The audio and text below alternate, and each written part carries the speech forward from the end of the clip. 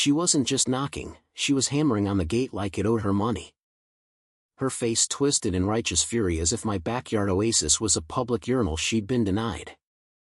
And there, under the relentless suburban sun, with neighbors peeking through blinds like nosy ghosts, Karen bellowed, "Open up! The HOA has rights," unaware that her power trip was about to nosedive into a pool of her own making. My name's Alex Thompson. And if you'd told me a year ago that my quiet corner lot in Sunnybrook Estates, that picture-perfect slice of American suburbia with its manicured lawns and identical mailboxes, would turn into a battlefield of petty tyranny, I'd have laughed it off with a cold beer by the pool. But Sunnybrook wasn't the idol it pretended to be, it was a pressure cooker of absurd rules. Where hanging a bird feeder too low could earn you a $50 fine. And painting your door anything but approved beige sparked neighborhood whispers sharper than switchblades. I moved here after Dad passed, inheriting the house and that glorious in-ground pool he'd built himself back in the 80s, before the HOA even existed. It was our family's heartbeat, summers of cannonballs, late night floats under the stars, the chlorine-scented sanctuary where Dad taught me that real men build their own legacies. I kept to myself, mowed my lawn on schedule, nodded politely at block parties. But inside, I watched everything like a hawk, old habits from my days as a logistics analyst, where one misplaced decimal could tank a multimillion deal. Preparation wasn't paranoia, it was survival. And when the rumors started, whispers that I was hoarding the pool, that I was some antisocial recluse turning it into a personal fiefdom, I didn't bite back. I just filed away the gossip, installed a few discreet cameras, and kept my lawyer's number on speed dial. Because bullies like the HOA board don't back down from shouts, they crumble under facts. It started innocently enough. Or so they made it seem. One crisp Saturday morning, I was skimming leaves from the pool when a trio of board members sauntered up my driveway, clipboards in hand, wearing matching polo shirts embroidered with the HOA logo, like they were a low-rent cult recruiting for community harmony. Leading the pack was Karen Wilkins, the self-crowned HOA president. Her smile as fake as her highlights, voice dripping with that saccharine southern drawl that masked pure venom. "Alex. Honey," she cooed, peering over the fence like she was appraising a garage sale find. "We've been thinking about how lovely it would be if your little pool here became a shared amenity. Boosts everyone's property values. You know? Kids splashin'. Families bond in, it's what Sunnybrook's all about." Her sidekicks, Bob the retired accountant and Linda the perpetual volunteer, nodded like bobbleheads, murmuring about equity and inclusivity. I set down the skimmer, wiped my hands on my shorts, and met her gaze levelly. "Appreciate the thought, Karen. But this pool's private property. Dad built it before your bylaws were even a twinkle in some developer's eye." Her smile twitched. Just a flicker. But I caught it, the first crack in her porcelain facade. "Well, bless your heart, Alex. But rules are rules. The board's gotta ensure everything's up to code." She handed me a pamphlet on community integration, her eyes narrowing as if I'd just confessed to jaywalking. I took it without a word. But inside, I was already logging the encounter. That night, the whispers ramped up, texts from neighbors claiming I'd snubbed the board, that I was selfish for not sharing. I didn't respond. I just reviewed the footage from my gate cam, where Karen's sweet tone turned snide the second she thought I couldn't hear. "Stubborn fool thinks he's special. We'll fix that." The notices arrived like clockwork, sliding into my mailbox with the subtlety of a brick through a window. First came the courtesy reminder about pool fencing heights, claiming mine was half an inch short of some obscure regulation that didn't apply to grandfathered properties like mine. I ignored it.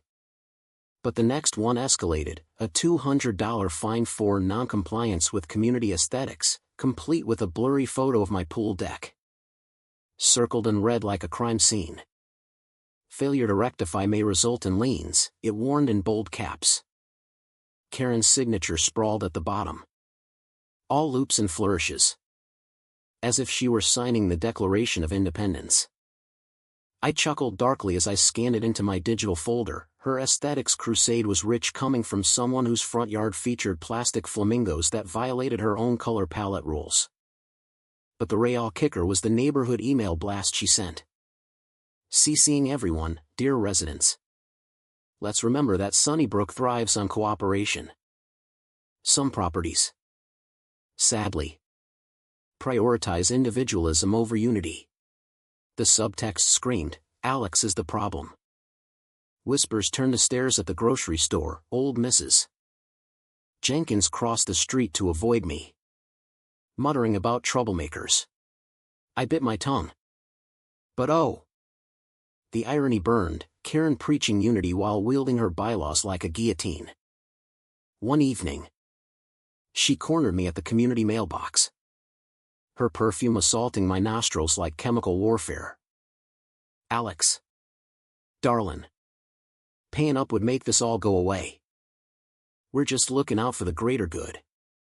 Her eyes gleamed with that full maternal concern. But her grip on her pearl necklace said otherwise. Greater good? I replied mildly, slipping the latest fine into my pocket. Like how you find the Garcias for their kids' lemonade stand. Real neighborly. She stiffened, lips pursing into a thin line. Rules protect us all. I walked away without another word. But that night, I emailed my lawyer. It's starting. Prep the countersuit docs. The fines piled up, $500 for unauthorized water usage, another $300 for visual obstruction, each more absurd than the last. Her justifications twisting like pretzels. I paid none, but documented all, turning her harassment into my arsenal. And as the stack grew, so did my quiet amusement at her escalating ridiculousness. She was like a cartoon villain, convinced her ink blots could erase reality. Things got physical when an inspection team showed up unannounced. A battered van pulling into my driveway like they were delivering pizza. Out piled two burly guys in overalls, tools clanking, with Karen trailing like a triumphant general. We're here to assess the pool for safety upgrades, one grunted, already eyeing the gate latch. Karen beamed, hands on hips, her floral blouse clashing hilariously with the professional vibe. Alex, be reasonable now. The board voted unanimously. Mind you, to integrate this asset. Open up. Or we'll have to note obstruction. Her voice lilted with that smug certainty. As if obstruction was code for I'll make your life hell. Neighbors gathered subtly, phones out, pretending to water plants, drawn by the spectacle. I stepped forward, arms crossed. This is trespassing. Karen. My deed exempts me from your little kingdom. She laughed. A brittle, high-pitched cackle that echoed off the houses. Deeds? Honey. The HOA supersedes that nonsense. We're modernizing. One worker rattled the gate, muttering about easy access. I felt the heat rise, but kept my cool. Step back, or I'll call the authorities myself. Her eyes widened in mock shock. You wouldn't dare oppose the community. But I did, dialing 911 right there. Voice steady as I reported attempted unlawful entry. Karen's face flushed beet red. Sputtering. He's bluffing. This pool's a hazard, think of the children. The irony hit like a slap, her using the children as a shield while ignoring how her rules had banned kids' bikes from driveways. The cops arrived minutes later. Sirens whooping briefly, turning the afternoon into a farce. Officers listened to her rant, arms waving. Bylaws thrust forward like evidence, while I handed over my deed copy. Calm as a cucumber. Ma'am. This property's not under HOA jurisdiction, one cop said finally, stifling a smirk at her histrionics. Karen deflated. But not before hissing. This isn't over. Alex. You'll regret this. As they left. Tail between legs. I caught a neighbor chuckling behind his fence. Karen's finally met her match. The escalation was her undoing, each overreach exposed her as the petty despot she was. Her authority crumbling under its own weight. The peak came on a sweltering Friday evening. The air thick with barbecue smoke from distant grills. When Karen orchestrated her grand siege. She marched to my gate with her full-board entourage, Bob clutching a stack of emergency resolutions, Linda filming on her phone like a wannabe documentarian, pounding like she was evicting squatters. Alex Thompson. Open this gate immediately. The HOA declares eminent domain for community welfare. Her voice boomed. Drawing a crowd, kids on bikes. Parents with crossed arms. The whole street turning into an impromptu theater. Rumors had flown all week, fueled by her social media posts labeling me a recluse hoarder, and now she was here to liberate the pool. You've ignored fines. Defied inspections, this ends tonight, she shrieked. Face contorted in triumphant rage. Jabbing a manicured finger through the bars. I stood on my side. Unflinching. As her tirade escalated, you're a menace. Hoarding water while families swelter, selfish. That's what you are. The board echoed her. One yelling about equitable distribution, another about moral obligations. Laughter bubbled in my chest, dark. Bitter at the absurdity, her preaching morality while her own garage overflowed with unapproved holiday decor. But I waited. Letting her spew. Knowing my cams were rolling every unhinged second. Then came the crunch of gravel, police cruisers pulling up. Lights flashing across the water like a disco from hell. Karen straightened. Chin high. Eyes blazing with vindication. Officers. Arrest this man for denying access, he's violated every bylaw. The cops approached warily. Scanning the mob. I didn't shout, I simply pulled out my folder, deed. Surveys. Logged fines. USB of footage, and handed it over. Gentlemen. This is harassment. My property's exempt. Karen exploded, lies. He's twisted the law, think of the unity. But as the officers reviewed. Her bluster turned frantic. Face shifting from smug to shocked panic when they played a clip of her earlier threats. Ma'am.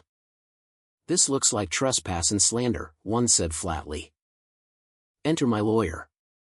Emerging from his car like a shark sending blood, officers. Let's discuss jurisdiction. He dismantled her claims point by point. Bylaws fluttering uselessly as he cited state statutes. Karen's protests devolved into babble, but the community. The rules. Her self-assured mask shattering into hoarse-nead pleas. The crowd now snickering openly at her flailing. It was pure schadenfreude, her empire of edicts reduced to a public meltdown. Captured forever. In the aftermath. The courtroom felt like the final nail in her coffin of conceit, a sterile arena where her theatrics flopped like a fish on dry land. Karen sat ramrod straight. Stack of papers trembling slightly. As my lawyer laid out the evidence, forged fines. Smear campaigns. Trespass logs. The judge's gavel fell with a thud, HOA claims dismissed. Damages awarded to Mr. Thompson, $15,000 for harassment. Plus legal fees. Her face crumpled from defiant to defeated. A silent sob escaping as board members averted eyes. Their unity fracturing like cheap china. Resignations followed swiftly, Karen's curt email blast read like a white flag, stepping down for personal reasons. The neighborhood exhaled, block parties roared back without fear of citations. Kids splashed in sprinklers unchecked. I returned to my pool. Skimming leaves under the sun. The waters ripple, a soothing reminder of Dad's legacy preserved. Whispers turned to nods of respect, even old foes shared beers. Admitting they'd been cowed by her reign. Her downfall wasn't just justice, it was catharsis. A memento that petty tyrants thrive on silence until patience exposes their farce. But here's the twist that lingers: was Karen the real villain? Or just a product of a system that lets HOAs play God with people's lives? Drop your take in the comments, right or wrong. It's the debate that keeps the drama alive.